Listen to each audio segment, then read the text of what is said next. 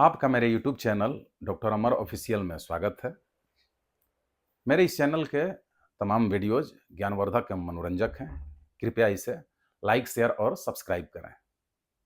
आज हम हिंदी पाठ्य पुस्तक में जिस कविता का अध्ययन करेंगे उसका नाम है एक वृक्ष की हत्या, जिसके कवि हैं कुंवर नारायण। कुंवर नारायण का जन्म 1927 ईस्वी में उत्तर प्रदेश के लखनऊ में हुआ था।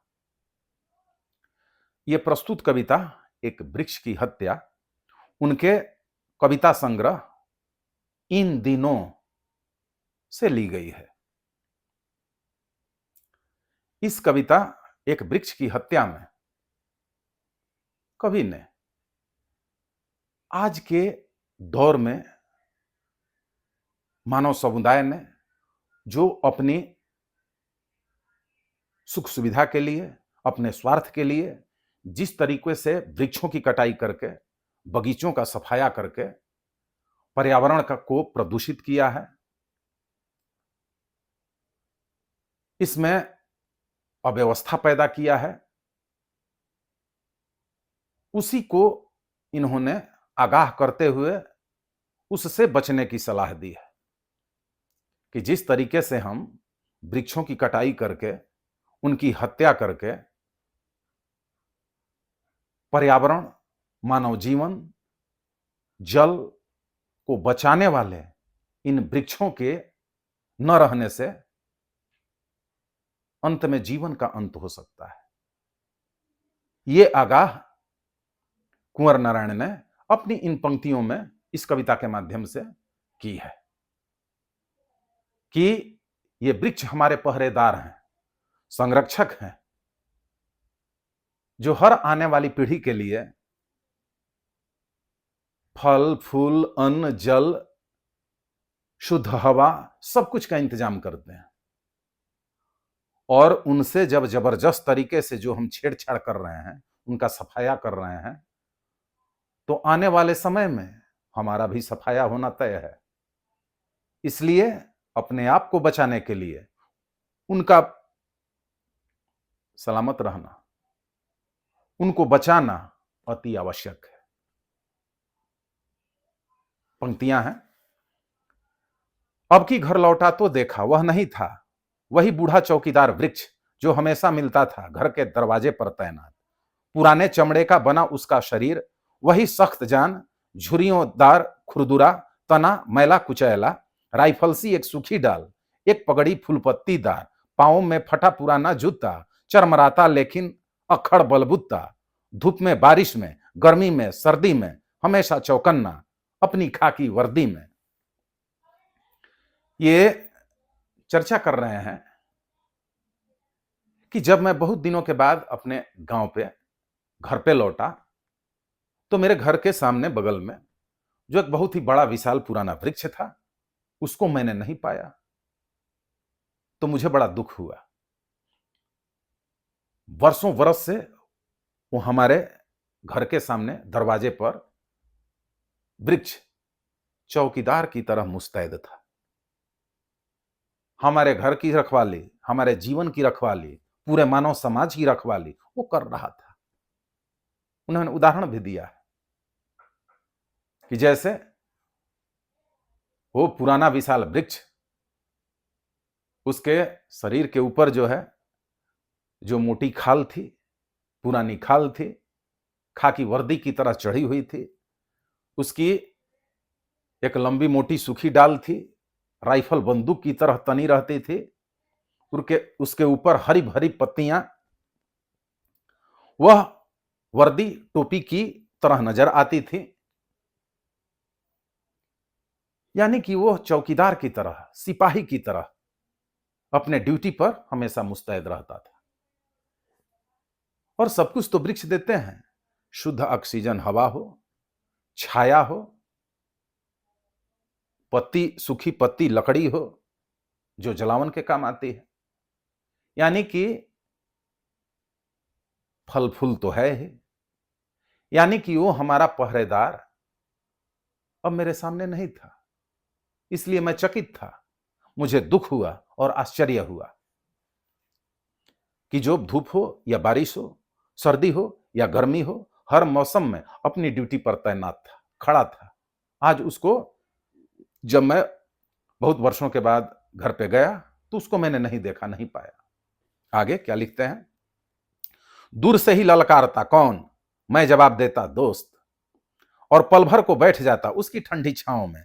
दरअसल शुरू से ही हमारे अंदेशों में कहीं एक जानी दुश्मन, कि घर को बचाना है लुटेरों से, शहर को बचाना है नादिरों से, देश को बचाना है देश के दुश्मनों से, बचाना है नदियों को नाला हो जाने से, हवा को धुआं हो जाने से, खाने को जहर हो जाने से, बचाना है जंगल को मरुस्थल हो जाने से, बचाना है मनुष्य को जंगल हो जाने से। क्या बात है, कितनी अच्छी पंक्तियां हैं। पर्यावरण को बचाने के लिए, प्रदूषण से मुक्ति के लिए, मानव समुदाय, जीव जंतु, आगामी पीढ़ियों के जीवन की सुरक्षा के लिए। कि जब भी मैं जाता था, वो वृक्ष जब रहता था, लगता था कि पहरेदार हो, पूछ रहा है कौन, तो मैं जवाब देता था कि मैं तुम्हारा दोस्त, और उसकी ठंडी छांव में बैठ के छाया का आनंद लेता था। लेकिन आज मेरा वो दोस्त, मेरा पहरेदार वो वृक्ष नहीं है, काट दिया गया है। तो अब इसी से सावधान रहना है कि अपने घर को बचाना है वैसे लुटेरों से, जो कि पर्यावरण को बचाने वाले इन वृक्षों की हत्या कर रहे हैं, इस प्राकृतिक संपदा को लूट मचा कर रख दिए हैं अपने स्वार्थ के लिए, तहस नहस कर रहे हैं। और शहर को बचाना है उन नादिरों से, यानी कि जैसे नादिर शाह ने, जो बाहरी आक्रमणकारी था, आक्रमण करके यहां संपदा को लूटा, लोगों के प्राण लिए, कत्लेआम मचाया। वैसे ही ये लोग हैं जो वृक्षों की हत्याएं कर रहे हैं, प्राकृतिक संपदा की लूट मचाए हुए हैं। उनको भविष्य की चिंता नहीं है, शुद्ध हवा की चिंता नहीं है, पानी की चिंता नहीं है, और उपजाऊ धरती को मरुस्थल और बंजर बनाने पे तुले हुए हैं। क्योंकि जहां वृक्ष नहीं होंगे, जहां बगीचे नहीं होंगे, वहां की उपजाऊ धरती भी बंजर हो जाएगी, बालू ही बालू मरुस्थल हो जाएगा, बादल नहीं आएंगे, बारिश नहीं होगी, तो शुद्ध हवा, पानी, फल फूल, अन्न सब दुर्लभ हो जाएंगे।